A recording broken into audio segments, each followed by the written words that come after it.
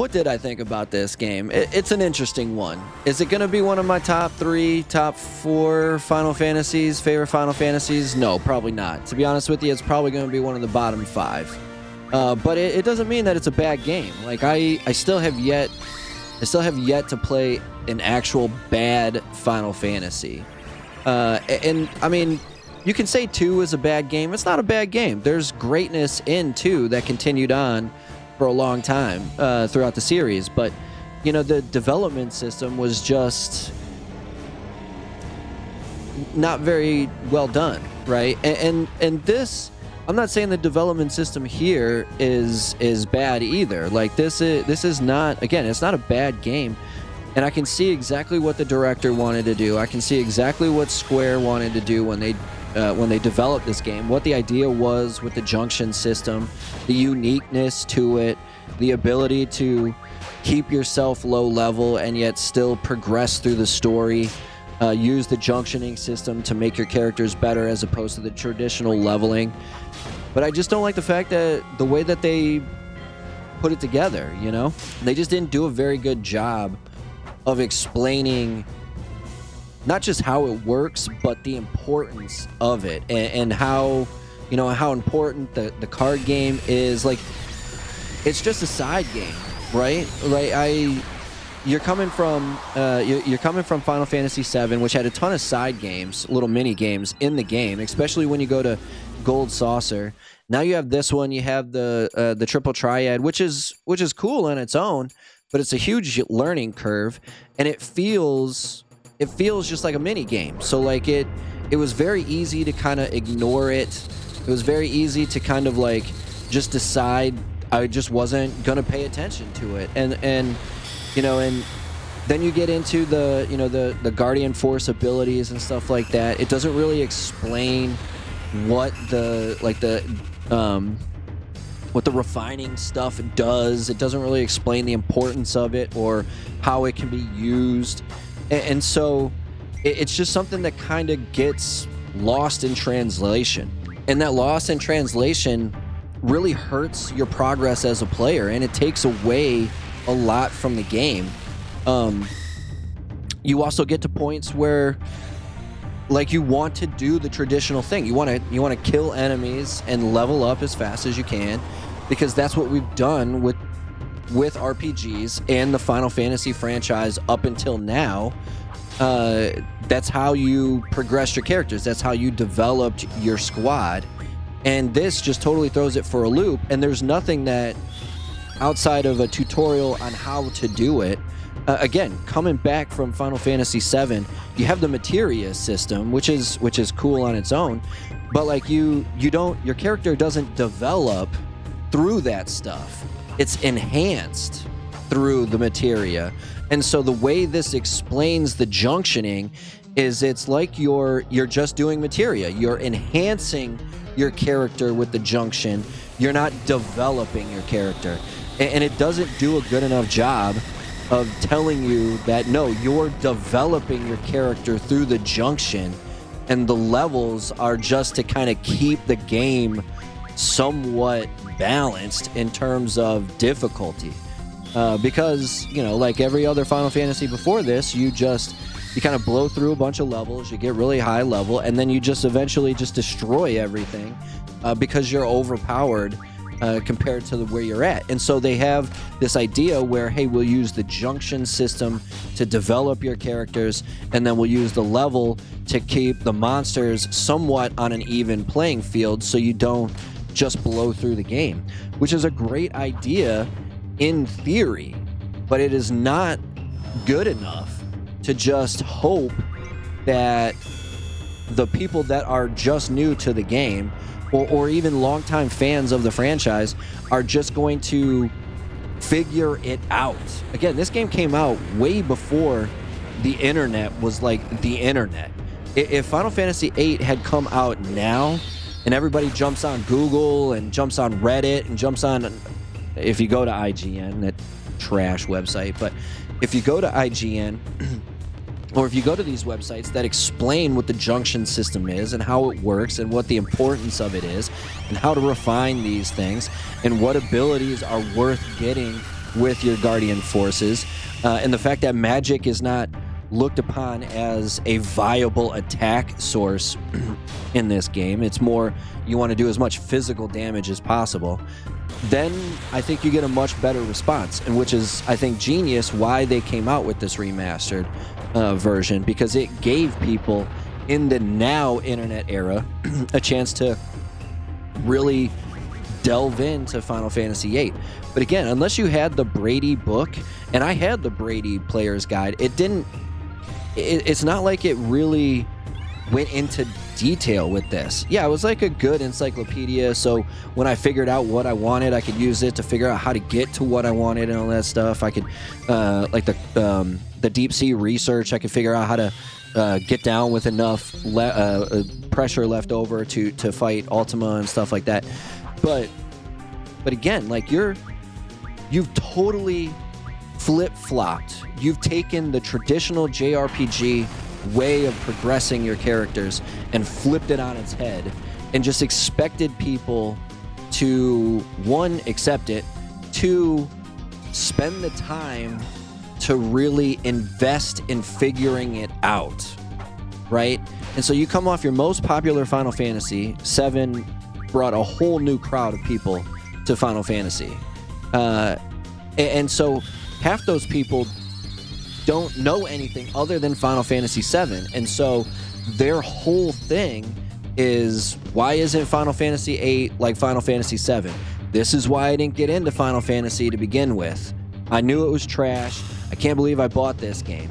Now, it did really successful, but again, it was successful because it was coming off the heels of the greatest Final Fantasy of all time. And so, you know, you have all these new fans that get, I don't know, maybe into disc 2 or something, and then all of a sudden they just can't figure it out anymore, and stuff gets tough because all they do is grind away, and they think that leveling up is the way to, you know, make your team stronger, and that's not how it works. They don't take the time to bother to learn how to play Triple Triad. I know I just ignored it for the most part, you know, like I tried it a few times, but I just ignored it for the most part.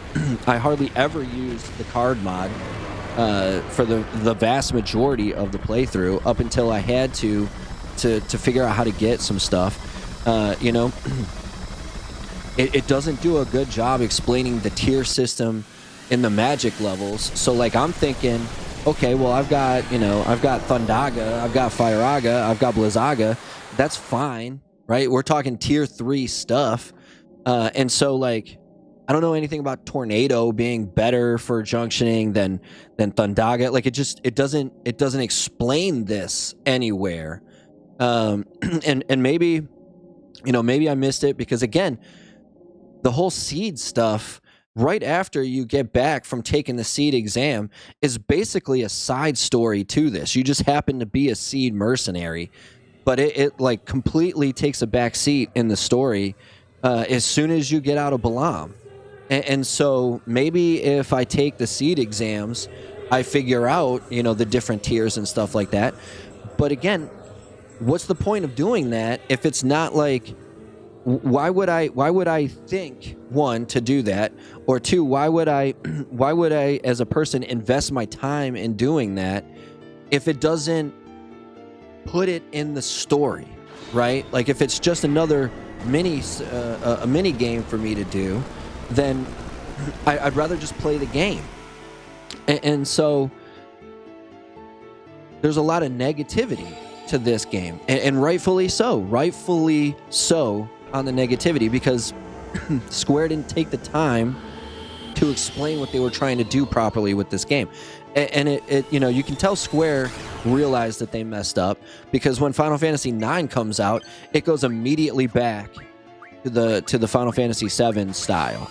They leave some stuff incorporated, right? They leave the ability to you know, create your better weapons through finding items and stealing items from enemies and stuff. So they take that from this, but the junctioning system disappears and never shows up again in any of the Final Fantasies after this. And so, you know, Square realized that they probably messed up, and this is why I think it's such a great idea for them to specifically put this one as the remaster now that you have the internet and everybody's gotten a chance to figure out how to play this game, and there's a way for people to have their computer right next to them on their phone while they're playing this game, so they can follow the guides along and stuff, and they can follow Reddit along. And so, having said all that, like, I'm not going to hate on Square Enix. I'm not going to hate this game because of its faults. The faults are what make this game unique. The faults are what make this game the game that it is. Like, I can't tell you how much I appreciate Square for being willing to do something like this, to put a game like this out there, knowing that they have a very good chance of alienating a lot of their fan base, right? Which is exactly what this game did. It's exactly what this game did. Luckily, 9 came back and was so good that they were able to bring most of their most of the people that had kind of passed or glossed over this game. They were able to bring them back into the fold.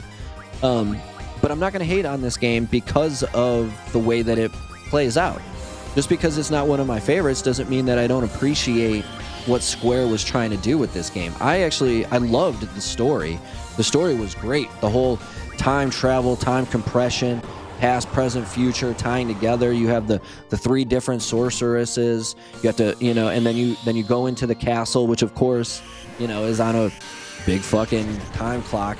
Like, I loved the environment. I thought the world was cool. I thought the idea of having this school that moved around, even though it didn't move around very fast, I thought it was a very unique idea. The Ragnarok is a very cool ship to carry around in. The places looked great for the time. They still look good now, but specifically, especially when the game first released, this game looked incredible. The graphics are so good. The music is probably some of the best in the whole franchise, if not the best in the franchise. Squall is a cool character who, like, you actually get some, like, character development from. It's not just it kind of continues the motif of the silent hero type who eventually realizes that he needs help from his friends and becomes more of an outspoken, friendlier guy. He lets his barrier break down and becomes vulnerable, and because of that vulnerability, he becomes stronger as a person. The boss fights were cool. The Guardian forces were very unique to this one. I believe it's the only time we've seen Eden, and I believe it's the first time we've seen Toneberry and Cactuar. Pandemona, I don't think, was one that continued on. And so there was a lot of very, very good stuff to this game. But it's hard for me to say that it's one of my top favorite ones. I mean, 7, 9, 10, 12, 6, 4, they're all better than this game. But that's okay, that's okay. Not every at-bat's going to be a home run, And so while I'm going to give this one. I was going to give it 1.5 thumbs up. Might be more like 1.25. Like, it's, again, I'm really glad I played this game. And I think everybody should play this game just to experience what Square was trying to do. And especially now, again, because you have all these different ways of figuring out how to play this game, it's definitely worth playing it now. And so, it's going to be kind of in the middle of the pack, but I'm going to give it a good solid 1.5 thumbs. It's not 2. The problems with it really kind of stand out. But it's absolutely worth playing. If I would get it on sale. I probably wouldn't pay full price for it.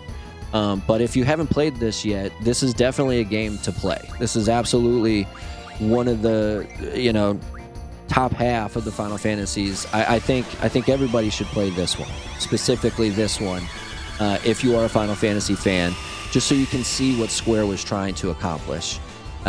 because it's not very often that you find AAA companies that are willing to go out and turn everything upside down and put out, you know, a AAA game so different from everything that you know about its franchise. And so my hat's off to Square for even putting this game out there. This was such a classic risk to take for Square Enix, who does it all the time. They're the only AAA company that I know of that's willing to go out on a limb so often and so far. That's why they're one of my favorite companies, if not my favorite video game company. But it's not going to be it's not one of my favorites. Although I highly recommend playing this game if you're a Final Fantasy fan. Highly recommend playing this one.